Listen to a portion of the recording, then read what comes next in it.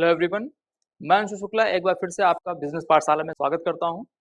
आज के सेशन में हम बात करने वाले हैं कुछ यूनिक बिजनेस मॉडल्स के बारे में। यानी कि आज हम बात करेंगे automobile industry based business models के बारे में। और इस automobile industry based business model में हम बात करने वाले हैं दो यूनिक बिजनेस मॉडल्स के बारे में, जैसे कि bike air filter manufacturing business, और हम बात करेंगे car windshield wiper assembly business के बारे में। तो आइए शुरू करते हैं अपने पहले बिजनेस मॉडल से, जो कि है bike air filter manufacturing business. Bike तो आजकल सभी चलाते हैं, यानी कि अगर हम बात करें बाइक की, मोटरसाइकिल की, तो ज़्यादातर अगर हम देखें तो बहुत ही तादाद में बाइक मौजूद है, मोटरसाइकिल्स मौजूद हैं। और उसमें जो एयर फिल्टर होता है वो बाइक का, आप कह सकते हैं एक तरीके से जैसे बॉडी में लंग होता है हमारी बॉडी में, वैसे ही बाइक में एयर फिल्टर की उपयोगिता होती है दोस्तों। वो वैसे ही बहुत ही इम्पोर्टेंट और बहुत ही महत्वपूर्ण पार्ट होता है एक बाइक का। और अगर हम एयर फिल्टर की बात करें तो एयर फिल्टर का काम होता है, जो एयर होती है जो कि कंबशन के लिए, जो फ्यूल को जलाने के लिए जो एयर ज़रूरत पड़ती है इंजन में, उसको, उसमें जो डस्ट पार्टिकल्स होते हैं, उसमें जो इम्प्योरिटीज़ होती हैं, यानी कि हवा को प्यूरिफाई करने के लिए एयर फिल्टर का बाइक में यूज़ किया जाता है दोस्तों। जैसे कि अगर हम अपने प्रोडक्ट के इंट्रोडक्शन की बात करें, यहाँ पे देख सकते हैं कि जो बाइक एयर फिल्टर होता है, तो उसका सब मेन जो काम है वो क्या कर उसका काम है clean and pure air to engine, यानी कि इंजन को कम्बशन के लिए, फ्यूल कम्बशन के लिए क्लीन और प्योर एयर को सप्लाई करना। यानी कि जो भी हवा होती है वो इस एयर फिल्टर के माध्यम से होते हुए, प्योरीफाई होते हुए, फिर जाके कहीं कहीं ना कहीं जाके फ्यूल को कम्बस्ट करती है। और ये जो एयर फिल्टर होता है दोस्तों, ये एक बहुत ही पाइलेबल मटेरियल से बना हुआ होता है, यानी कि बहुत ही पोरस मटेरियल से बना होता है। पोरोसिटी होती है इस मटेरियल में, ऐसे मटेरियल से, ऐसे पेपर से ये फिल्टर पेपर बना हुआ होता है दोस्तों। और ये क्या करता है दोस्तों, जो मेन काम है इसका बाइक में वो ये है कि dust, pollen, mould, debris present, यानी कि जो भी गड़बड़ चीज़ें हैं या जो भी इम्प्योरिटीज़ हैं या जो भी पोल्यूटेंट्स हैं जो प्रेजेंट होते हैं हवा में, उन सब को ये रिमूव कर देता है, ये एयर फिल्टर। और इम्प्योरिटीज़ को रिमूव कर देता है, ये प्रिवेंट करता है इम्प्योरिटीज़ को, जिससे क्या होता है कि जो कंबशन होता है वो अच्छा होता है, जो फ्यूल का कंजप्शन होता है वो कम होता है, अच्छा कंबशन होता है। यानी कि हम एयर फिल्टर की हेल्प से जो भी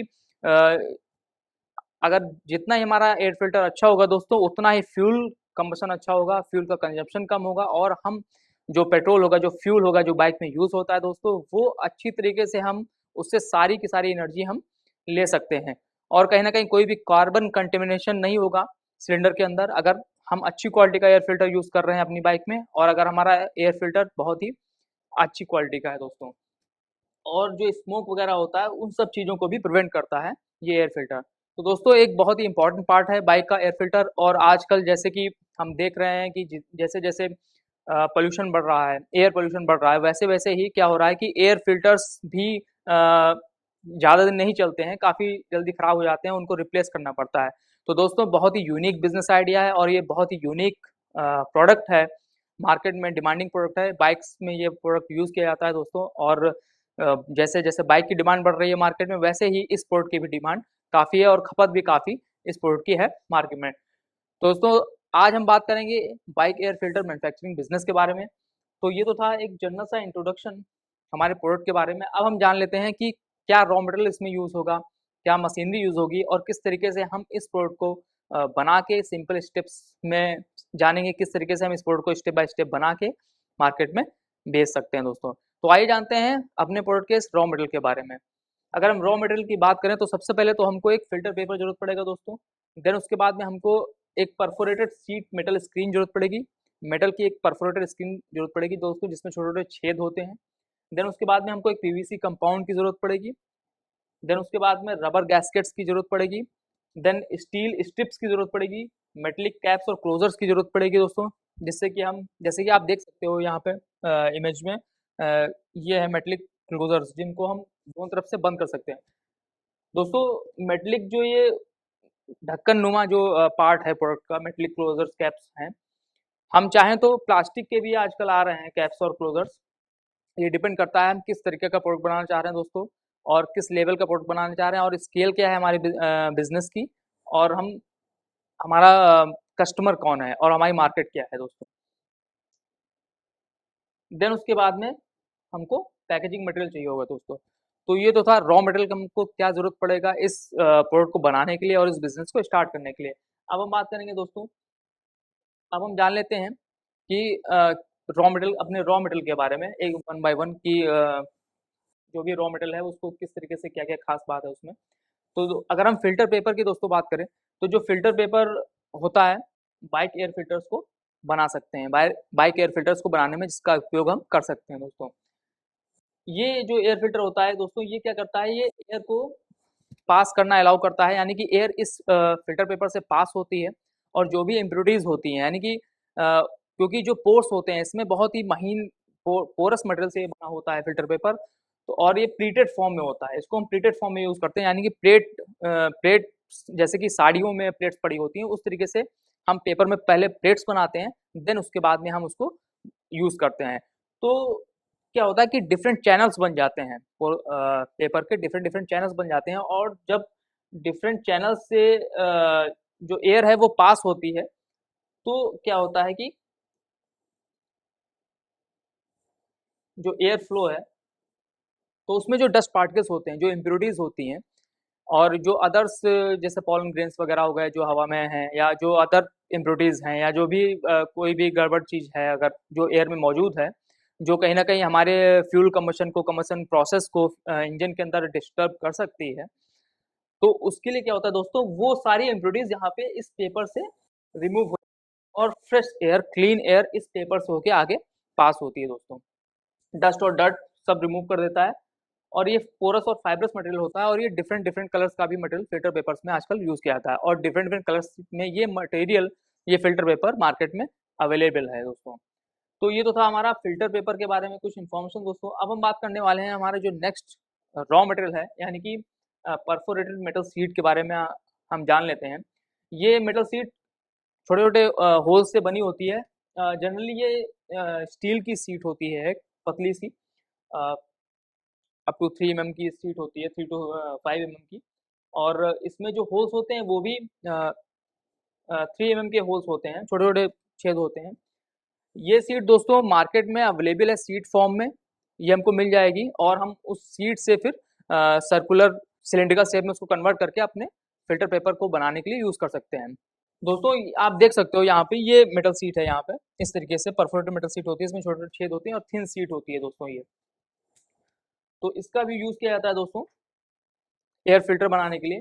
अब जो हमारा नेक्स्ट रॉ मटेरियल है, यानी कि पीवीसी कंपाउंड दोस्तों। पीवीसी कंपाउंड का मेन काम दोस्तों ये है कि जब जो एयर फ़िल्टर है उसको हम क्या कर सकते हैं, जो हम कैप्स लगाते हैं ऊपर-नीचे स्टेबिलिटी के लिए, फ़िल्टर की स्टेबिलिटी के लिए, फ़िल्टर पेपर स्टेबल रहे जब हम उसको बाइक में लगाएँगे तो वहाँ पे हमको ऊपर-नीचे उसको कैप से बंद करना पड़ता है। जैसे कि आप यहाँ पे इमेज में देख सकते हो, ये कैप्स हैं दोनों, ये नीचे ये इस तरीके का कैप नीचे लगता है और इस तरीके का कैप ऊपर लगाया जाता है दोस्तों। तो पीवीसी कंपाउंड का काम क्या होता है, हम क्या करते हैं इसमें पीवीसी कंपाउंड इस कैप में लगा देते हैं चारों तरफ और फिर उसको फ़िल्टर पेपर को वहाँ पे चिपका देते हैं दोस्तों, जिससे कि फ़िल्टर पेपर इन कैप से अच्छी तरीके से चिपक जाए और अटैच रहे दोस्तों। तो एडिशन के लिए मतलब चिपकाने के लिए कैप को चिपकाने के लिए पेपर और कैप को आपस में चिपकाने के लिए इसका यूज़ किया जाता है दोस्तों। एक ये लिक्विड मटेरियल होता है और मार्केट में ये अवेलेबल है, ईज़िली मिल जाता है। अब जो हमारा नेक्स्ट रॉ मटेरियल है, यानी कि अब हम बात करेंगे रबर गैस्केट की दोस्तों। बहुत ही इम्पोर्टेंट रॉ मटेरियल है ये, क्योंकि ये गैस्केट का काम होता है परफेक्ट जब हम फ़िल्टर को लगाते हैं बाइक में तो क्या होता है कि जहाँ से एयर अंदर जाती है इंजन के लिए फॉर कंबशन पर्पज़, वहाँ पे ये क्या करता है, उस पथवे को बहुत अच्छी तरीके से यानी कि फ़िल्टर को और वो जो पाइप होता है, उसको अच्छी तरीके से एंगेज कर देती है, यानी कि वहाँ पे कोई भी लीकेज का प्रॉब्लम ना हो, एयर लीकेज ना हो। इसलिए सीलिंग पर्पज़ के लिए इसका यूज़ किया जाता है दोस्तों इनटेक मैकेनिज़्म के पास में और वहाँ पे कोई भी एयर लीकेज को प्रिवेंट करने के लिए इस गैस्केट का यूज़ किया जाता है दोस्तों, रबर गैस्केट का। अब हम दोस्तों जो हमारा नेक्स्ट मटेरियल है, यानी कि स्टील स्ट्रिप्स की अगर बात करें, तो ये दोस्तों ये रेक्टेंगुलर शेप की फ्लैट स्ट्रिप्स होती हैं, मेटल स्ट्रिप्स ज़्यादातर यूज़ की जाती हैं। इन स्ट्रिप्स का यूज़ दोस्तों क्या होता है कि जब हम फ़िल्टर पेपर जो हम सिलिंड्रिकल फॉर्म में कन्वर्ट करते हैं, सिलिंड्रिकल फॉर्म में यानी कि जब हम फ़िल्टर पेपर को बना के, तो क्या होता है कि फ़िल्टर पेपर के एक सिरे को दूसरे सिरे से जोड़ने के लिए दोस्तों, हम इन स्टील स्ट्रिप्स का यूज़ करते हैं दोस्तों। जिससे कि क्या हो कि फ़िल्टर जो हमारा जब जो फ़िल्टर है, जो यानी कि फ़िल्टर पेपर जिसको हमने सिलिंड्रिकल फॉर्म में कन्वर्ट किया है, तो क्या हो कि अच्छे से वो इसको स्ट्रेंथ अच्छी मिले और वो अच्छी तरीके से स्टेबलाइज़्ड हो जाए फ़िल्टर में दोस्तों। तो इसके लिए स्टील स्ट्रिप्स का यूज़ किया था दोस्तों। ये आपको शीट फॉर्म में भी मिल जाएँगी और स्ट्रिप्स की फॉर्म में भी मिल जाएँगी। अगर आप इनको शीट फॉर्म में मार्केट से खरीदेंगे दोस्तों, तो आपको कटिंग वगैरह करनी पड़ेगी इसकी।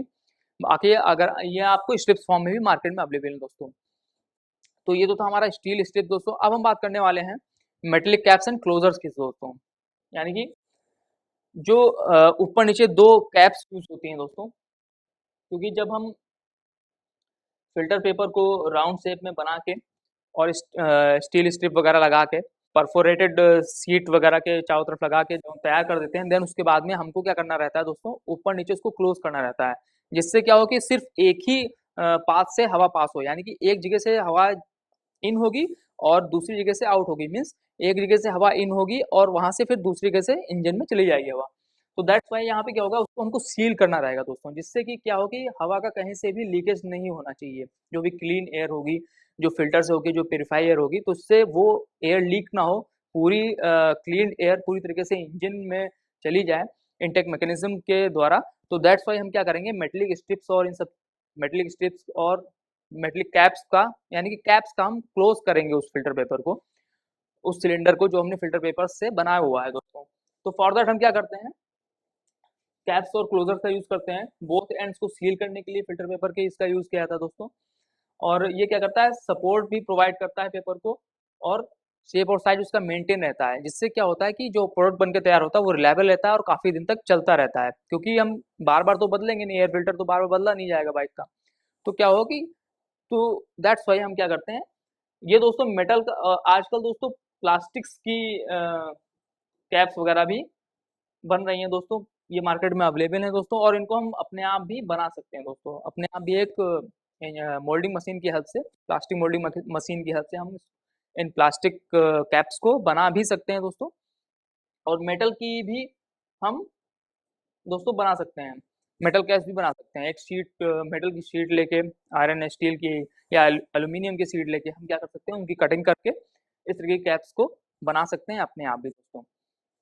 तो ये तो था दोस्तों मेटालिक कैप्स और क्लोजर्स की बात, और ये ओवरऑल रॉ मटेरियल के बारे में इन्फॉर्मेशन दोस्तों। अब हम बात करेंगे मशीन और इक्विपमेंट के बारे में, यानी कि क्या-क्या मशीन्स हमको ज़रूरत पड़ेंगी इस प्रोडक्ट को बनाने के लिए, इस बिज़नेस को स्टार्ट करने के लिए, और क्या-क्या इक्विपमेंट्स और टूल्स की ज़रूरत पड़ेगी इस बिज़नेस को स्टार्ट करने के लिए दोस्तों। तो अगर हम मशीन्स की बात करें तो सबसे पहले तो हमको एक रोलिंग मशीन चाहिए होगी दोस्तों। शीट को जो हम परफोरेटेड शीट जो होगी हमारी, उसको रोल करने के लिए हमको चाहिए होगा दोस्तों। Then filter paper creasing machine चाहिए होगी। देन उसके बाद में पेपर कटिंग मशीन चाहिए होगी दोस्तों हमको। देन एक हमको पेपर प्लीटिंग मशीन चाहिए होगी प्लेट्स बनाने के लिए। एक हमको स्पॉट वेल्डिंग मशीन चाहिए होगी दोस्तों। एक हमको क्रिम्पिंग मशीन चाहिए होगी।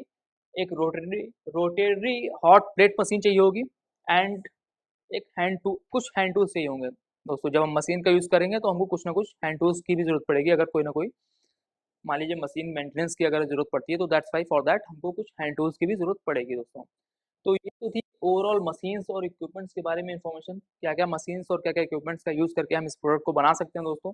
अब वन बाय वन जान लेते हैं कि कौन-सी मशीन से क्या प्रोसेस होता है और किस तरीके से कौन-सी मशीन वर्क करती है दोस्तों। तो सबसे पहले अगर हम रोलिंग मशीन की बात करें दोस्तों, तो शीट रोलिंग मशीन, ये मेटल शीट रोलिंग मशीन होती है दोस्तों, और ये क्या करती है, तो मेटल शीट होती है, यानी कि जो परफोरेटेड मेटल शीट होती है दोस्तों, उसको रोल करने के लिए इस मशीन का यूज़ किया जाता है। यानी कि हम क्या करेंगे दोस्तों, जो thin sheet perforated thin sheet metal की होती है, उसको हम क्या करेंगे, उसको मार्केट से परचेज़ कर लेंगे एंड देन इस मशीन की हेल्प से छोटी-छोटी, पहले तो हम छोटी-छोटी स्ट्रिप्स में इसको कट करके, कुछ विड्थ की स्ट्रिप्स में उसको कट करके, जितनी विड्थ का हमको, जितनी हाइट का हमको फ़िल्टर पेपर बनाना है, उस हाइट में उसको कट करके हम क्या करेंगे, इस रोलिंग मशीन की हेल्प से उसको रोल कर लेंगे, यानी कि एक सिलिंड्रिकल फॉर्म में उसको हम कन्वर्ट कर लेंगे, इस तरीके से दोस्तों।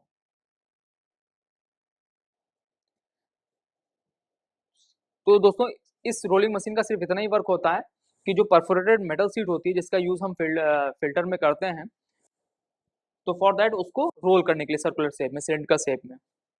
देन उसके बाद में जो नेक्स्ट मशीन है दोस्तों हमारी, यानी कि फ़िल्टर पेपर क्रीजिंग मशीन है। अगर हम इस क्रीजिंग मशीन का क्रीजिंग मशीन का बात करें दोस्तों, तो इस फ़िल्टर पेपर क्रीजिंग मशीन का यूज़ ये होता है दोस्तों, जो हमारा रोल होता है, यानी कि जो फ़िल्टर पेपर रोल जो हमने परचेज़ किया हो मार्केट से, तो वो प्लेन बिल्कुल प्लेन शीट फॉर्म में होता है, यानी कि प्लेन फ़िल्टर पेपर होता है दोस्तों वो। तो उस पेपर में दोस्तों प्लेट्स बनाने के पहले क्या किया जाता है, उस फ़िल्टर में क्रीजिंग की जाती है दोस्तों, यानी कि एक सर्टेन डिस्टेंस पे, यानी कि जितनी हमको जितनी साइज़ और जितनी डायमेंशन की हमको प्लेट्स बनानी रहती हैं दोस्तों, उसी डिस्टेंस पे हमें क्या करना पड़ता है, हमको मशीन की हेल्प से क्रीज़ करना पड़ता है। यानी कि एक आप ये समझ लीजिए एक तरीके का हमको एक वहाँ पे लाइन ऐसा क्रीज़ करना पड़ता है, यानी कि हमको एक दबाव डालना पड़ता है शीट पे, यानी कि बेंडिंग पॉइंट्स हमको क्रिएट करने पड़ते हैं, स्ट्रेट लाइन। जो भी हमारी डायमेंशन होंगी, यानी कि जो हमारे फोल्डिंग लेआउट्स होंगे, यानी कि जो हमारी प्लेटें बनेंगी, वो जितनी दूरी पे बननी होंगी, उतनी दूरी पे हम क्या करेंगे, कुछ बेंडिंग पॉइंट्स बना देंगे, यानी कि एक बेंडिंग लाइन डाल देंगे शीट के ऊपर दोस्तों। तो ये प्लीट्स बनाने के पहले का प्रोसेस है दोस्तों। तो सबसे पहले हमको फ़िल्टर पेपर में क्रीजिंग मशीन की हेल्प से क्रीज़ बनानी पड़ती है, यानी कि बेंडिंग लाइन्स बनानी पड़ती हैं। वो हम इस पेपर क्रीजिंग मशीन की हेल्प से करते हैं दोस्तों फ़िल्टर पेपर के ऊपर। यहाँ पे आप देख सकते हो, इसमें क्या होता है कि जैसे ही हम रोल को फीड कर देते हैं, तो ये machine up and down movement करते हुए क्या करती है, धीमे-धीमे क्रीज़ बनाती हुई चली जाती है फ़िल्टर पेपर के ऊपर में। दोस्तों, ये तो थी हमारी क्रीजिंग मशीन। अब जो हमारी नेक्स्ट मशीन है, वो है filter paper cutting machine. Cutting machine का सिर्फ इतना यूज़ है दोस्तों, वो क्या करती है, जो हमारा रोल होता है दोस्तों 100 सेंटीमीटर की से लेकर के और 160 हाँ 1600 सेंटीमीटर तक की उसकी विड्थ रहती है उस रोल की, और लेंथ तो डिपेंड करता है कि कितने केजी का हम रोल ले रहे हैं, उसके ऊपर लेंथ डिपेंड करती है दोस्तों। तो इस तरीके से दोस्तों 10 सेंटीमीटर से लगा के 160 सेंटीमीटर की विड्थ रहती है फ़िल्टर पेपर की, तो हम उतनी विड्थ का फ़िल्टर पेपर तो यूज़ नहीं करते हैं फ़िल्टर को बनाने में, एयर फ़िल्टर को बनाने में। हमको जितनी विड्थ चाहिए होगी, मान लीजिए 8 सेंटीमीटर या 6 सेंटीमीटर इस तरीके से, तो उस विड्थ में हम क्या करेंगे, उस जो हमारे पास शीट अवेलेबल है फ़िल्टर की, उसको कट करने के लिए हम इस कटिंग मशीन के हेल्प से उस शीट को कट कर लेते हैं। छोटी-छोटी मतलब कम विड्थ की स्ट्रिप्स में हम उसको कट कर लेते हैं दोस्तों। तो सिर्फ़ फ़िल्टर पेपर की शीट को कम विड्थ की स्ट्रिप्स में कट करने के लिए इस मशीन का यूज़ किया जाता है दोस्तों। अब हम बात करने वाले हैं अपनी नेक्स्ट मशीन के बारे में, यानी कि फ़िल्टर पेपर प्लेटिंग मशीन के बारे में। पेपर प्लेटिंग मशीन के बारे में बात करेंगे, यानी कि पेपर प्लेटिंग मशीन का यूज़ ये होता है दोस्तों, जो हमने कटिंग मशीन की हेल्प से फ़िल्टर पेपर को कट किया हुआ है अलोंग द लेंथ, जो हमने कट किया हुआ है उसको अलोंग द विड्थ, उसके बाद में क्या करेंगे, उसको हम प्लेटिंग मशीन में फ़ीड कर देंगे दोस्तों। और प्लेटिंग मशीन में जो हमने पहले क्रीजिंग मशीन की हेल्प से जो हमने बेंडिंग लाइन्स बनाई हुई थी, तो उन्हीं बेंडिंग लाइन्स के अकॉर्डिंग ही क्या होता है कि प्लेट्स बनती चली जाती हैं ऑटोमेटिकली। इस प्रीपेयर्ड बेंडिंग लाइन्स पे ही प्लेट्स बनना शुरू हो जाती हैं इस प्लेटिंग मशीन की हेल्प से। तो इस प्लेटिंग मशीन का सिर्फ इतना ही काम है दोस्तों, कि ये क्या करती है, जो क्रीज़ बनी हुई है, यानी कि जो हमने पहले से बेंडिंग लाइन्स बनाए हुए हैं फ़िल्टर पेपर पे, उनके अकॉर्डिंग ही प्लेट्स बना देना फ़िल्टर पेपर की। तो pleats of paper of required dimension, यानी कि जो भी डायमेंशन हम चाहते हैं जिस डायमेंशन की, उस डायमेंशन की प्लेट्स ये फ़िल्टर पेपर पे बना देता है दोस्तों। तो आप देख सकते हो यहाँ पे इस तरीके से इसको हम फ़ीड कर देते हैं मशीन में, और अपने आप ऑटोमेटिकली प्लेट्स बन के तैयार हो जाती हैं। प्लेट्स दोस्तों कुछ इस तरीके से इस फॉर्म में पेपर जो है हमारा दोस्तों कुछ इस फॉर्म में कन्वर्ट होके रेडी हो जाता है प्लेटिंग मशीन की हेल्प से दोस्तों, इस तरीके से दोस्तों प्लेट्स बन जाती हैं पेपर की। अब दोस्तों हम बात करेंगे नेक्स्ट, जो हमारी नेक्स्ट मशीन है, यानी कि spot welding machine. Spot welding machine हमको क्यों परचेज़ करनी स्पॉट वेल्डिंग मशीन हमको, जो हमने जो हमारी परफोरेटेड मेटल शीट है, उसको जो हमने सर्कुलर शेप में कन्वर्ट किया है, तो दोस्तों वो जो शीट है सर्कुलर शेप में जो हमने कन्वर्ट की हुई है, उसके दोनों सिरे दोस्तों आपस में चिपके हुए नहीं होते हैं। हालाँकि वो सर्कुलर शेप में है, बट उसको एक परफेक्ट सिलिंड्रिकल शेप देने के लिए क्या करना रहेगा दोस्तों, हमको उन उसमें क्या करना रहेगा, उनके एंड्स पे टाँके लगा के उसको जॉइन करना पड़ेगा। तो फॉर दैट हमको क्या चाहिए, स्पॉट वेल्डिंग मशीन चाहिए दोस्तों। तो इस यहाँ पे दोस्तों स्पॉट वेल्डिंग मशीन इसलिए चाहिए, क्योंकि क्या होता है कि जो जैसे कि आप मान लीजिए इस तरीके से जो हमने शीट बनाई है, तो उसमें जो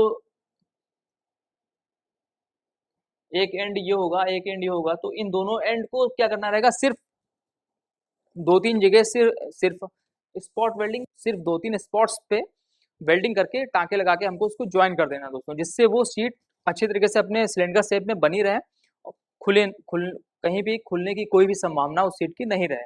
तो दैट्स व्हाई दोस्तों हमको क्या करना है, एक सिरे से दूसरे सिरे को जॉइन करने के लिए दोस्तों उस सर्कुलर शेप को जॉइन करने के लिए, मेटल शीट को जॉइन करने के लिए हम स्पॉट वेल्डिंग मशीन का यूज़ करते हैं दोस्तों। ये क्या करती है, परफोरेटेड मेटल शीट को अच्छी तरीके से वेल्ड करती है, स्पॉट वेल्डिंग कर देती है दोस्तों। 2-3 टाँके लगाने हैं 2-3 जगह पे बस, और कुछ नहीं करना है। रेजिस्टेंस वेल्डिंग प्रोसेस होता है दोस्तों इसमें। अब बहुत ही प्रिसाइज़ वेल्डिंग है। क्या होता है कि हम क्या करते हैं, इसके बीच में अपने उस पोर्ट को, यानी कि उसको जो हमने रोल किया हुआ है सिलिंड्रिकल के फॉर्म में, उसको इसके बीच में रख के जहाँ पे जॉइन करना रहता है एक साइड से दूसरे साइड को, वहाँ पे रख के सिर्फ सिर्फ एक टाँका लगाना है दोस्तों बस, और वो हमारी शीट जॉइन हो जाती है और एक परफेक्ट सिलिंड्रिकल शेप में बन के तैयार हो जाती है दोस्तों। तो ये तो था स्पॉट वेल्डिंग मशीन हमको चाहिए होगी दोस्तों एक। देन उसके बाद में हम बात करेंगे क्रिम्पिंग मशीन की। दोस्तों क्रिम्पिंग मशीन का क्या यूज़ है, क्रिम्पिंग मशीन जो हमने स्टील स्ट्रिप्स, जो हमने फ़िल्टर पेपर को सिलिंडर शेप में कन्वर्ट करने के लिए स्टील स्ट्रिप्स डाली हुई हैं, तो उस स्टील स्ट्रिप को फ़िल्टर पेपर से अच्छी तरीके से जॉइन करने के लिए हम क्या करेंगे, उसको क्रिम्पिंग मशीन में रख के क्रिम्प कर देंगे, थोड़ा-सा प्रेशर लगा के, यानी कि दबा के उसको क्रिम्प कर देंगे फ़िल्टर पेपर और स्टील स्ट्रिप को आपस में। तो उससे क्या होगा कि वो दोनों ही सिरे अच्छे से जुड़ जाएँगे फ़िल्टर पेपर के, और वो फ़िल्टर पेपर भी अच्छे से, मतलब एक तरीके से उसका बेस तैयार हो जाएगा दोस्तों, और उसको अच्छी स्ट्रेंथ मिल जाएगी। तो स्टील स्ट्रिप्स और फ़िल्टर पेपर को अच्छे से टाइटली जॉइन करने के लिए दोस्तों हम क्रिम्पिंग मशीन का यूज़ करते हैं। ये क्या करता है, tightly connects filter paper to steal strips को अच्छी तरीके से कनेक्ट कर देता है, और फ़िल्टर पेपर जो सिलिंड्रिकल शेप में कन्वर्ट होके आता है, वो एक परफेक्ट शेप में कन्वर्ट हो जाता है दोस्तों। Attach steel strips at end of rolled filter paper, यानी कि जो हमने फ़िल्टर पेपर रोल किया हुआ है, यानी कि जो प्लीटेड फ़िल्टर पेपर है, उसको पहले रोल करना रहेगा, फिर उसको स्टील स्ट्रिप से उसके दोनों कनेक्शंस को जॉइन कर देंगे। देन उसके बाद में क्रिम कर देना है, जिससे क्या हो, अच्छी मिल जाए फ़िल्टर पेपर और स्टील स्ट्रिप के बीच में अच्छी बॉन्डिंग बन जाए दोस्तों। देन उसके बाद में जो हमारी नेक्स्ट मशीन है, वो है रोटरी हॉट प्लेट मशीन। दोस्तों इस मशीन का काम ये है कि जो हम पीवीसी कंपाउंड यूज़ करेंगे अपना फ़िल्टर पेपर और कैप्स को जॉइन करने के लिए, वहाँ पे जो हम पीवीसी कंपाउंड यूज़ करेंगे वो लिक्विड फॉर्म में होता है।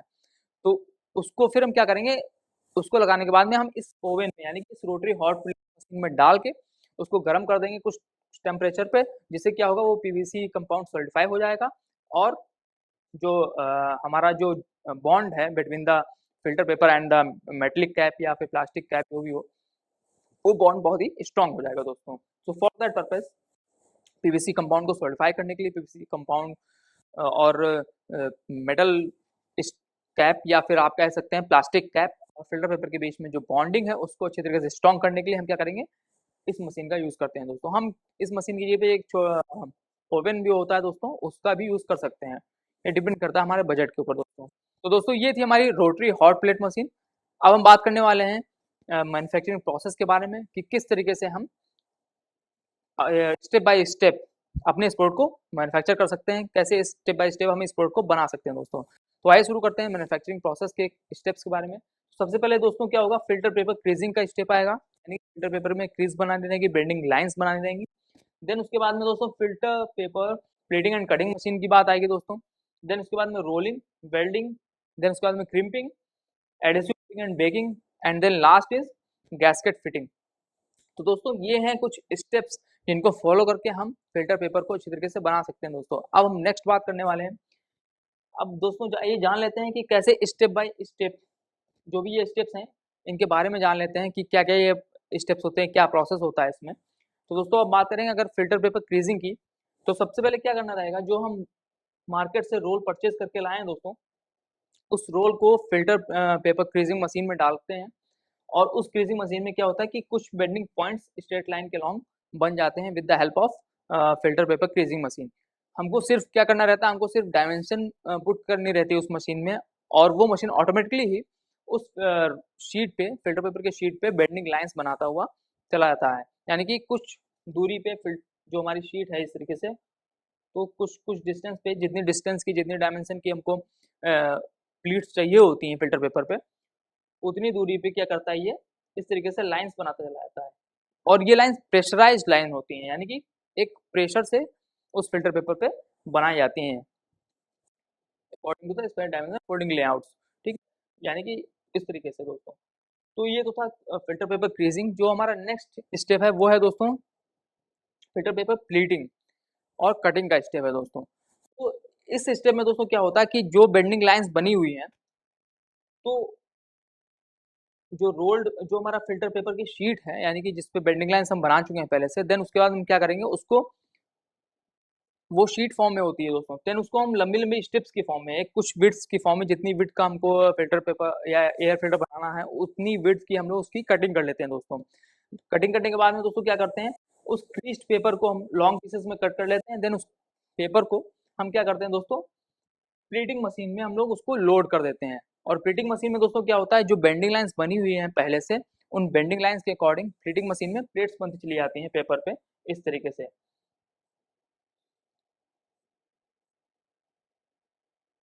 दोस्तों प्लेट्स बनती चली जाती हैं पेपर पे, ठीक है। देन उसके बाद में क्या होता है, पेपर फोल्ड होता रहता है उस मशीन से ऑटोमेटिकली और प्लेट्स बनना तैयार हो जाती हैं दोस्तों।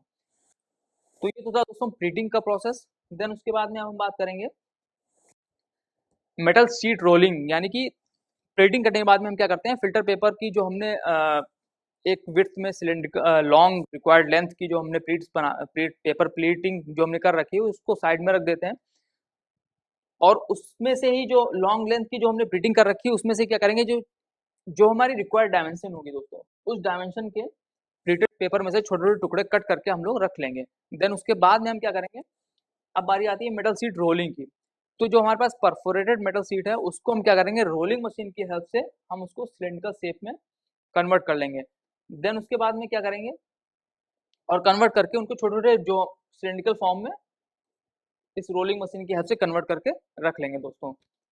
देन जो हमारा नेक्स्ट प्रोसेस आएगा दोस्तों, वो होगा वेल्डिंग का, यानी कि जो हमने परफोरेटेड मेटल शीट को रोल किया हुआ है छोटे छोटे सिलेंडर्स की फॉर्म में, उसको फिर क्या करना है कि दोस्तों, उसको क्या करना है, उसके दोनों ही जो एंड्स हैं उस सिलेंडर के, मेटल शीट के सिलेंडर के, वो अलग अलग होते हैं दोस्तों। तो उनको आपस में जोड़ने के लिए हम क्या करेंगे, वेल्डिंग करेंगे। तो उससे क्या होगा कि दोस्तों वो एक परफेक्ट सिलेंडर सिलेंडर की फॉर्म में कन्वर्ट हो जाएगा। दोस्तों ये तो था वेल्डिंग का प्रोसेस। अब वेल्डिंग करने के बाद में दोस्तों हमें क्या करना रहेगा, वेल्डिंग करने के बाद में क्या होगा दोस्तों, जो हमारी परफेक्ट मेटल शीट है वो अच्छे और एक परफेक्ट सिलिंड्रिकल शेप में कन्वर्ट हो जाएगी दोस्तों। देन अब जो हम करेंगे वो होगा हमारा क्रिम्पिंग का प्रोसेस, यानी कि जो हमने मेटल उसके फिल्टर पेपर की, जो हमने प्लीटेड फिल्टर पेपर की जो छोटे छोटे टुकड़े हमने एक जगह जमा कर रखे हैं दोस्तों, उन पीसेस को उठा के हमको जो फिल्टर पेपर के प्लीटेड हमने जो कट कट किए हुए हैं टुकड़े, उनको हमें क्या करना है, हमको हमें सिलिंड्रिकल शेप में कन्वर्ट कर लें, सिलिंड्रिकल शेप में इस तरीके से करके, और उनके बोथ एंड्स को ज्वाइन करने के लिए हमें क्या करना रहेगा, जो हमारे पास में स्टील स्ट्रिप्स या मेटल स्ट्रिप है, उसको लगा के दोनों ही सिरों को ज्वाइन कर देना है, और फिर उसको क्रिम्पिंग मशीन की हेल्प से अच्छी तरीके से टाइट कर देना है।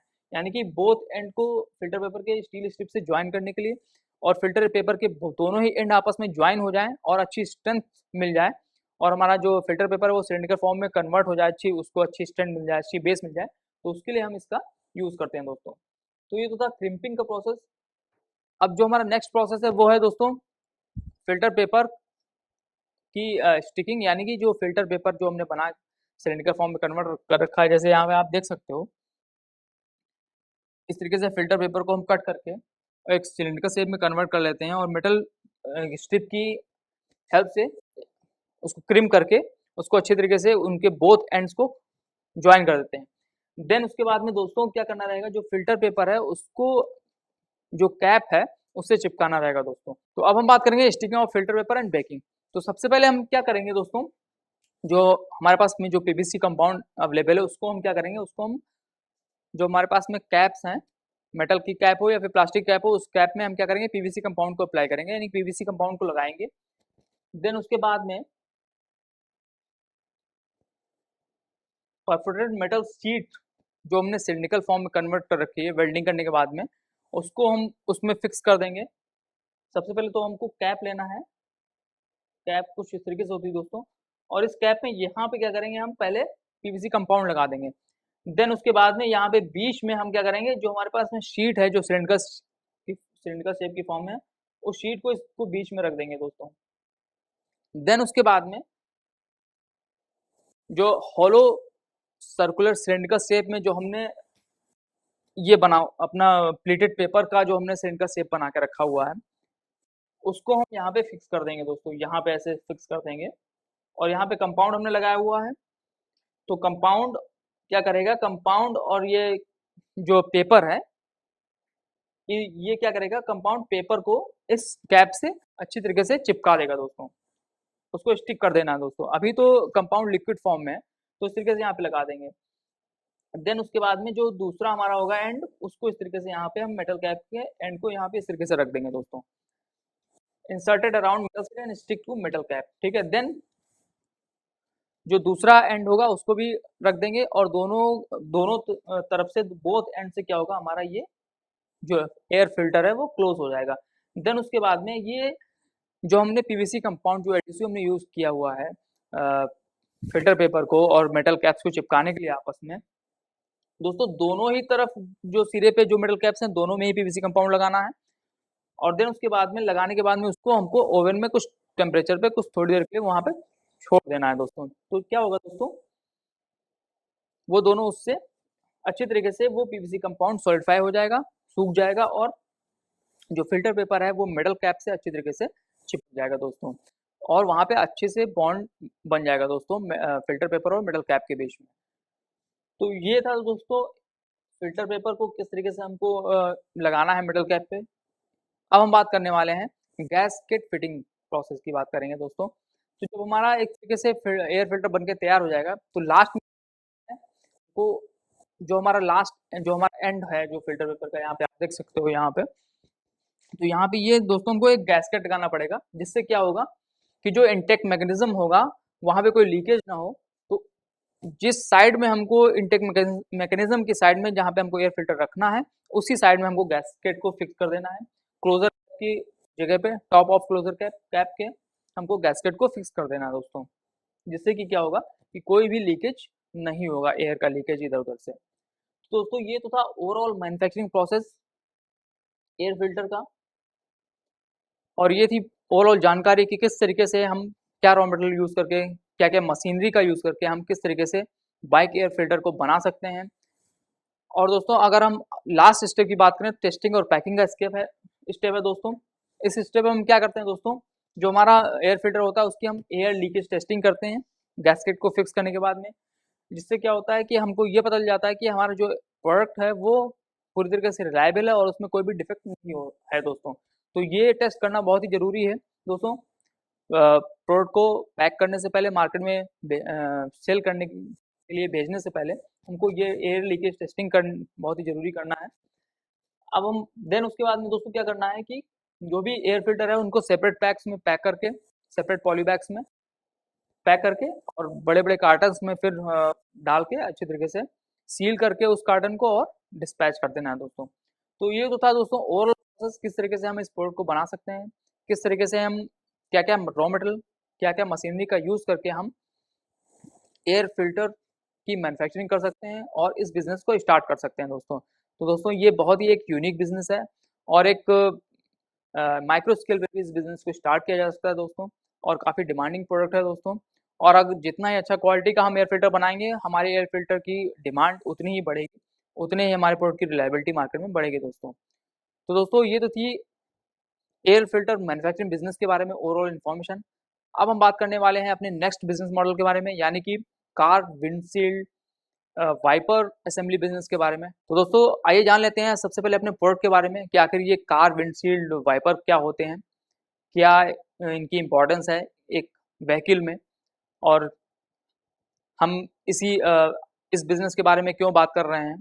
तो आइए जानते हैं अपने प्रोडक्ट के बारे में सबसे पहले। तो अगर हम अपने प्रोडक्ट के बारे में बात करें दोस्तों, विंडशील्ड वाइपर के बाद अगर हम कार विंडशील्ड वाइपर के बारे में बात करें दोस्तों, ऐसे तो ज़्यादातर सभी व्हीकल्स में विंडशील्ड वाइपर्स का यूज़ होता है। अगर हम फोर व्हीलर्स की बात करें या उससे भी ज़्यादा व्हीलर्स होते हैं, व्हीकल्स होते हैं, यानी कि ट्रांसपोर्टेशन के लिए जो व्हीकल्स यूज़ होते हैं उसमें ज़्यादा व्हील्स होते हैं, वो एक अलग बात है।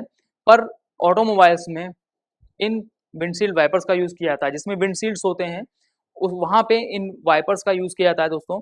और इन वाइपर्स का बहुत ही इम्पोर्टेंट वर्क है दोस्तों एक व्हीकल में, क्योंकि बारिश के मौसम में जब हम ड्राइव कर रहे होते हैं तो दोस्तों कहीं न कहीं बारिश होने लगती है या कहीं न कहीं धूल वगैरह चलने लगती है या हमारा जो विंडशील्ड होता है वो गंदा हो जाता है। तो उसको साफ करने के लिए उसको अच्छी तरीके से क्लीन करने के लिए इस विंडशील्ड वाइपर का व्हीकल्स में यूज़ होता है दोस्तों। जिससे क्योंकि ड्राइविंग करते समय चाहे वो दिन में हम ड्राइव कर रहे हो अपने व्हीकल को, चाहे वो रात में तो हमको ज़्यादा ही अपने जो हमारा जो विंडशील्ड होता है व्हीकल का वो ज़्यादा ही साफ होना चाहिए। क्योंकि जिस रात में हमको जिससे अच्छी तरीके से विज़न मिले बाहर का रोड का जहाँ पे हम ट्रैवल कर रहे हैं या कहीं भी ट्रैवल कर रहे हैं, तो विज़न अच्छा होना चाहिए। हमारा ग्लास जो होना चाहिए, विंडशील्ड ग्लास जो होना चाहिए वो अच्छे तरीके से बहुत ही अच्छे से क्लीन होना चाहिए। तो उसके लिए दोस्तों जो हम वाइपर जो व्हीकल में यूज़ हो रहा है, जो हम हमारे व्हीकल में वाइपर है, हमारे कार में जो वाइपर है, वो भी अच्छी उसकी जो क्वालिटी होनी चाहिए, वो भी अच्छी होनी चाहिए। क्वालिटी इन द सेंस हम ये कह सकते हैं वो प्रॉपर फंक्शनिंग हो रही हो उसमें। उसमें जो रबर वगैरह हो वो ज़्यादा खराब ना हुआ हो, ठीक है? वो भी प्रॉपर फंक्शनिंग कर रहा हो और वो अपनी अच्छी से स्टेबल फॉर्म में होना चाहिए दोस्तों। तो for that car windshield wiper का यूज़ होता है दोस्तों। तो अगर हम बात करें अपने इस प्रोडक्ट के बारे में दोस्तों, equipment used in cars for cleaning and rear and front windshield glasses, यानी कि दोनों ही, चाहे वो आगे का ग्लास हो या पीछे का ग्लास हो, दोनों ही ग्लासेस में इन वाइपर्स का यूज़ किया जाता है दोस्तों, क्लीनिंग पर्पसेस के लिए। वाटर, डर्ट, स्नो वगैरह भी जहाँ अगर हम किसी स्नो जहाँ पे गिर रही हो, वहाँ अगर हम जाते हैं तो वहाँ पे स्नो वगैरह को भी क्लीन करने के लिए, विंडशील्ड वाइपर से हटाने के लिए इसका ये उसको भी हटाता है और वहाँ पे भी इसका यूज़ होता है दोस्तों। और improves visibility of glasses, means ज़ाहिर-सी बात है ग्लासेस को क्लीन करना और उसकी विजिबिलिटी को इम्प्रूव करने के लिए हम उस ग्लास से आर-पार बहुत ही अच्छी तरीके से देख सकें, for that purpose in windshield wipers का यूज़ होता है। Employed on front and rear glass of the four wheeler and automobiles, और डिफरेंट डिफरेंट फोर व्हीलर्स हो या बड़े भी ट्रक्स वगैरह हो या आप ट्रेन की बात कर लो, वहाँ पे भी इस विंडशील्ड वाइपर का यूज़ होता है। बट हम बात करेंगे सिर्फ और सिर्फ यहाँ पे कि किस तरीके से जो कार फोर व्हीलर यानी कि car windshield wiper assembly business के बारे में बात करेंगे दोस्तों। हम मैन्युफैक्चरिंग की बात नहीं कर रहे हैं दोस्तों, हम असेंबली बिजनेस के बारे में बात कर रहे हैं, क्योंकि कहीं ना कहीं जो मैन्युफैक्चरिंग होती है विंडशील्ड वाइपर की, उसकी मैन्युफैक्चरिंग भी कर सकते हैं दोस्तों, बट वो एक काफ़ी वो माइक्रो स्केल बिज़नेस नहीं है दोस्तों, वो एक स्मॉल स्केल बिज़नेस है। बट यहाँ पे हम बात करेंगे सिर्फ़ और सिर्फ़ किस किस तरीके से हम पार्ट्स को खरीद के मार्केट से और उनको किस तरीके से असेंबल करके, फिर उनको अच्छी तरीके से पैक करके, और हम चाहें तो दोस्तों पैकिंग में अपने ही ब्रांड का नाम भी दे सकते हैं। अपनी खुद की ब्रांडिंग करके उसको मार्केट में हम सेल कर सकते हैं दोस्तों। तो आइए जानते हैं कि क्या-क्या रॉ मटेरियल लगेगा दोस्तों इस कार विंडशील्ड वाइपर को बनाने के लिए, और क्या-क्या हमको कुछ मशीन्स की भी ज़रूरत पड़ेगी दोस्तों, कुछ मशीन्स और कुछ इक्विपमेंट्स की भी ज़रूरत पड़ेगी इस विंडशील्ड वाइपर को बनाने के लिए दोस्तों। तो आइए शुरू करते हैं। सबसे पहले हम जानेंगे कि क्या रॉ मटेरियल इसमें यूज़ होगा, क्या-क्या पार्ट्स हमको चाहिए होंगे, क्या-क्या एक्सेसरीज़ चाहिए होगी इस विंडशील्ड वाइपर को बनाने के लिए दोस्तों। दोस्तों ये जो कार विंडशील्ड वाइपर है, ये अपने अपने में ही बहुत ही डिफरेंट पार्ट से मिलके बना हुआ होता है। इसमें कई आप ये समझ लीजिए इसमें 15 से 16 पार्ट से ये मिलके बना हुआ होता है। तो अपने में ही काफ़ी बड़ा प्रोडक्ट है ये। एक हमको पिवट शाफ्ट चाहिए होगा दोस्तों, एक हमको स्मॉल कनेक्टिंग लिंक चाहिए होगा, हमको एक स्टील ब्रैकेट चाहिए होगा, एक वाइपर ब्लेड चाहिए होगा हमको दोस्तों। एक नहीं, मतलब जितना हमको प्रोडक्ट बनाना है दोस्तों, जितने की पार्ट्स की जितने हमको मैन्युफैक्चरिंग करनी है नंबर ऑफ, उसी नंबर ऑफ पार्ट की हमको चाहिए होगी दोस्तों। उतने ही नंबर्स के हमको ये सारे एक-एक करके पार्ट्स चाहिए होंगे दोस्तों। एक हमको वाइपर रबर चाहिए होगी, आर्टिकुलेशन लिंक चाहिए होगा दोस्तों हमको, आर्टिकुलेशन लिंक चाहिए होगा, फ्लूटेड शाफ्ट चाहिए होगी, और कुछ वाशर्स, स्क्रूज, नट्स, स्प्रिंग्स और ब्रैकेट्स चाहिए होंगे दोस्तों। दोस्तों कार वाइपर तो मैं अगर सभी ने देखा होगा, ज़्यादातर लोगों ने कार वाइपर देखा होगा दोस्तों। तो कार वाइपर में दोस्तों एक सबसे पहले अगर हम बात करें तो उसमें एक मैकेनिज्म होता है, एक मोटर होता है, और उस मोटर में एक स्पाइरल गियर होता है दोस्तों, और उसके बाद में एक वर्म गियर होता है, जिसकी और वो गियर से दोस्तों क्या होता है, उससे एक आप ये समझ लीजिए एक तरीके का लीवर, लीवर कह सकते हैं या एक तरीके का कैम होता है, वो कैम कनेक्ट होता है दोस्तों। तो इस मोटर की हेल्प से क्या होता है, ये पहले तो ये गियर रोटेट होता है, देन उसके बाद में ये गियर रोटेट होता है, और इसकी रोटेशन के बाद में दोस्तों ये लीवर या ये कैम रोटेट होता है दोस्तों। इसमें दोस्तों ए और बी स्पीड्स होती हैं दोस्तों। एक स्मॉल मतलब एक हल्की सी स्पीड पे रोटेट करता है, एक फास्ट स्पीड पे रोटेट करता है। तो बोथ स्पीड्स पे ये रोटेट करता है, जिसकी वजह से ये कैम भी 2 स्पीड्स पे रोटेट करता है, ए और बी स्पीड पे रोटेट करता है दोस्तों। देन इस कैम से दोस्तों क्या होता है, एक लिंकेज जॉइंट होता है दोस्तों। फिर वो लिंकेज मूव करता है दोस्तों, टू एंड फ्रो मूव करता है, और उस लिंकेज से दोस्तों क्या होता है कि जो कार का वाइपर होता है, यानी कि जो मेन पार्ट होता है, वो अटैच होता है। जैसे कि आप यहाँ पे देख सकते हो दोस्तों, हमको सिर्फ इसकी असेंबली करनी है, हमको इसके इस मैकेनिज्म से कोई मतलब नहीं दोस्तों, क्योंकि ये मैकेनिज्म परमानेंट होता है, व्हीकल में एक बार लगा होता है, और बहुत ही कम चांसेस होते हैं ये मैकेनिज्म खराब होने के दोस्तों। तो उसके बाद में दोस्तों, तो हमको ये मैकेनिज्म नहीं, हमको सिर्फ ये वाइपर की असेंबली करनी है दोस्तों, कि हम किस तरीके से जो वाइपर हम उसके आर्म उसमें मैकेनिज्म के ऊपर जो हमारा ये लीवर होता है, इसके ऊपर जो हम वाइपर अलग से अटैच करते हैं दोस्तों, तो उस वाइपर की असेंबली के बारे में हम बात कर रहे हैं दोस्तों। उस वाइपर के असेंबली बिजनेस के बारे में हम बात करने वाले हैं यहाँ पे दोस्तों। आप यहाँ पे देख सकते हो ये प्रोडक्ट है हमारा, और इसके बारे में हम बात करेंगे कि इस तरीके से हम इसकी असेंबली कर सकते हैं दोस्तों, क्योंकि यही हमको चेंज करना रहता है, क्योंकि इसी का या तो रबड़ खराब हो जाता है, या तो दोस्तों जिस आर्म मेटल आर्म में ये रबड़ लगा हुआ होता है वो खराब हो जाती है, या इसमें जो ये आर्टिकुलेशन के लिए जो लिंकेजेस लगे होते हैं, इसमें कुछ ना कुछ प्रॉब्लम आ जाती है, या पिवोट में कुछ प्रॉब्लम आ जाती है, तो दैट्स वाई हमको क्या करना पड़ता है, उसको चेंज करना पड़ता है। और मार्केट में काफ़ी डिमांडिंग है प्रोडक्ट, और इस मार्केट में तो नई डिज़ाइन में नई डिज़ाइन के वाइपर्स आ रहे हैं, जिसमें काफ़ी अच्छी फ्लेक्सिबिलिटी वगैरह होती है। तो इस तरीके के वाइपर्स भी मार्केट में अवेलेबल हैं और आ भी रहे हैं।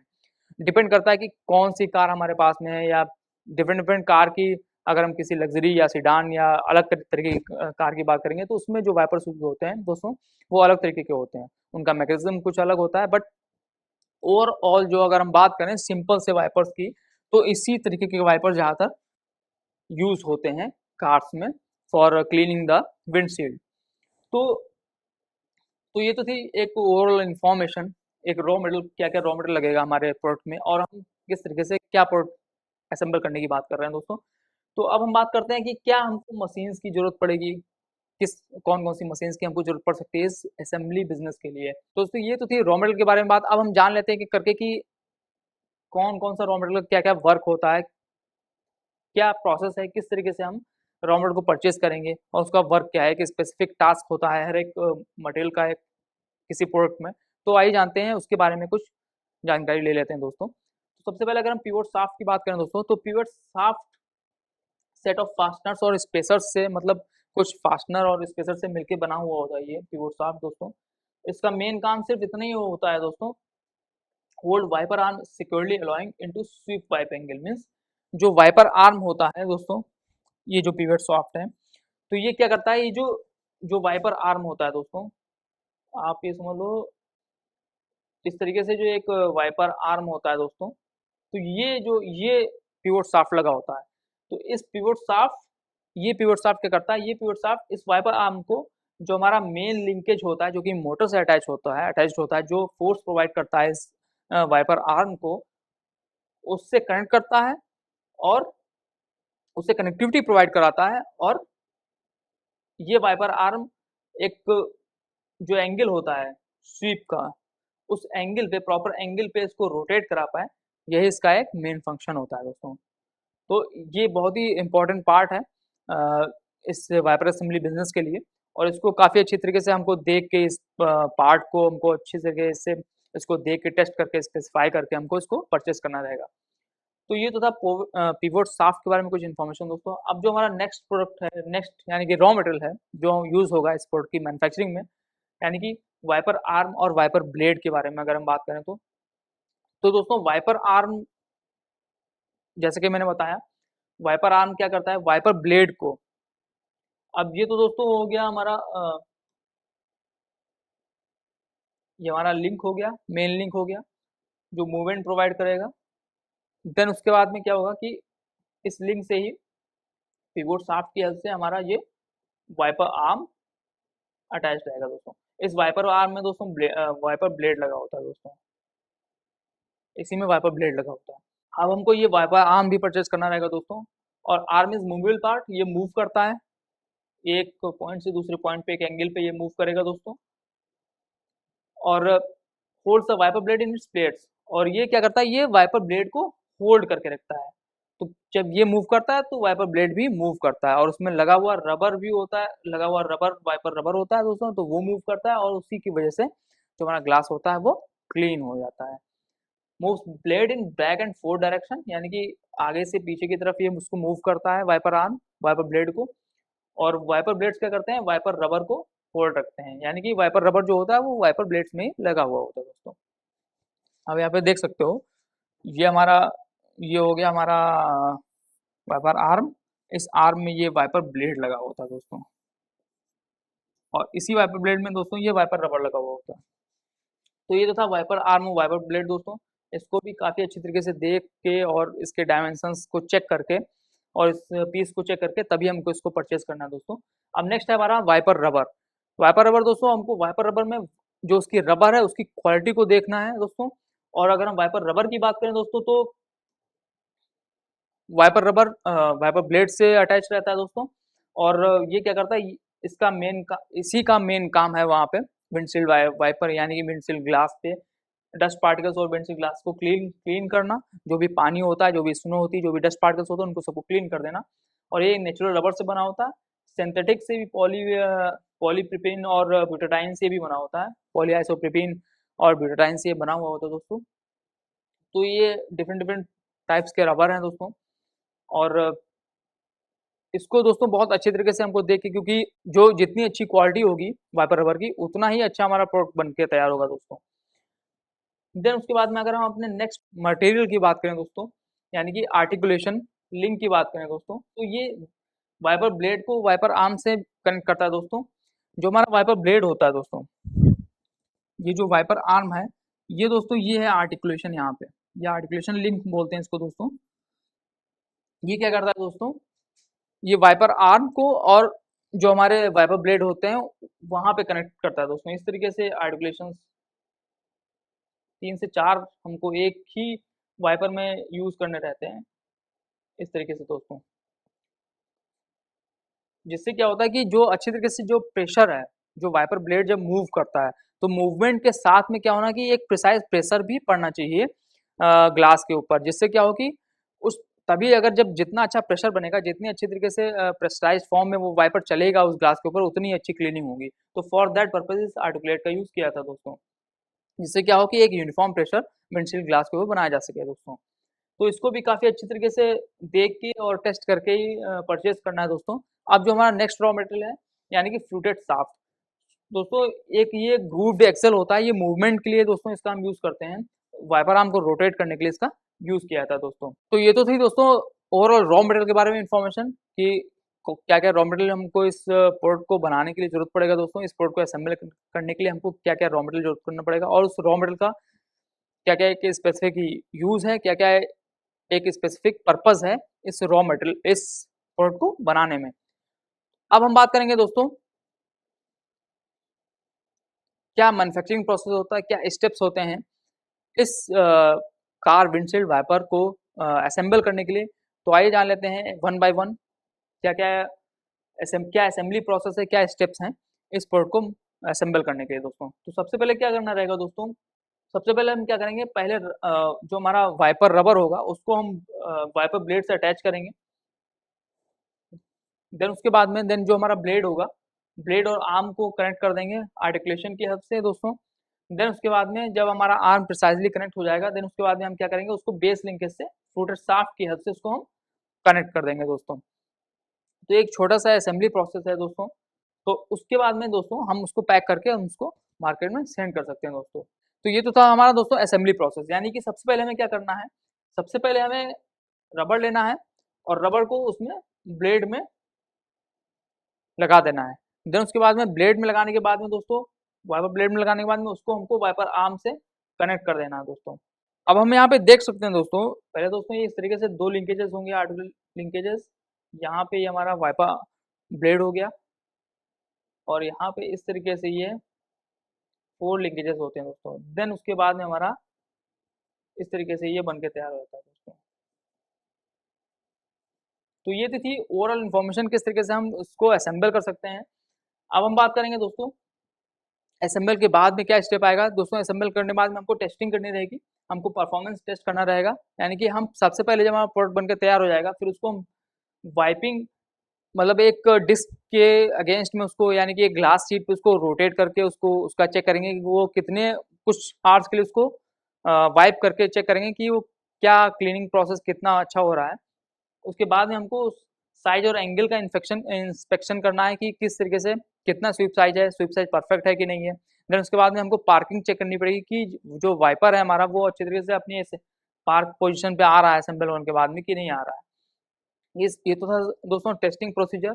अब हम बात करने वाले हैं कि किस तरीके से हम अपने टेस्टिंग के बाद में हमको क्या करना रहेगा। हमको अपने प्रोडक्ट को एक अच्छे से पैकिंग में उसको अलग से बैग में उसको पैक करना रहेगा। वो बैग या तो हम उसको पॉलिथीन के बैग में पैक कर सकते हैं दोस्तों, या फिर हम उसको कोरुगेटेड बॉक्सेस वगैरह में, या हम पेपर बॉक्स में भी उसको पैक करके बड़े बड़े कार्टन्स में डाल के मार्केट में डिस्पैच कर सकते हैं दोस्तों। तो ये तो थी उसको ओवरऑल इन्फॉर्मेशन किस तरीके से हम डिफरेंट डिफरेंट पार्ट्स को, डिफरेंट डिफरेंट एसेसरीज को बाहर से मार्केट से परचेज करके फिर उसको असेंबल करके कार विंडशील्ड वाइपर को बना के असेंबल करके हम कैसे मार्केट में बेच सकते हैं दोस्तों। दोस्तों ये एक यूनिक बिजनेस आइडिया है। एक इसको हम माइक्रो स्केल से भी स्टार्ट कर सकते हैं। अगर हम इसको बड़े स्केल पे करना चाहते हैं दोस्तों, तो हम डिफरेंट डिफरेंट पार्ट्स को खुद बना के खुद मैन्युफैक्चर करके और फिर उसको असेंबल करके मार्केट में बेच सकते हैं दोस्तों। तो दोस्तों आज के इस सेशन में जो भी इंफॉर्मेशन है, मैं आशा करता हूँ आपको अच्छी लगी होगी। और दोनों ही बिजनेस काफ़ी यूनिक बिजनेस मॉडल हैं। ऑटोमोबाइल इंडस्ट्री की अगर हम बात करें तो काफ़ी ग्रोइंग इंडस्ट्री है, और इसमें यूज़ होने वाले सारे ही प्रोडक्ट्स काफ़ी डिमांडिंग है, काफ़ी ग्रोथ है इस इंडस्ट्री में। तो दोस्तों I hope you like this session, और अगली बार अगली बिजनेस पाठशाला में फिर से मैं मिलूंगा आपको कुछ नए कुछ यूनिक बिजनेस मॉडल्स के साथ में। तब तक के लिए थैंक यू।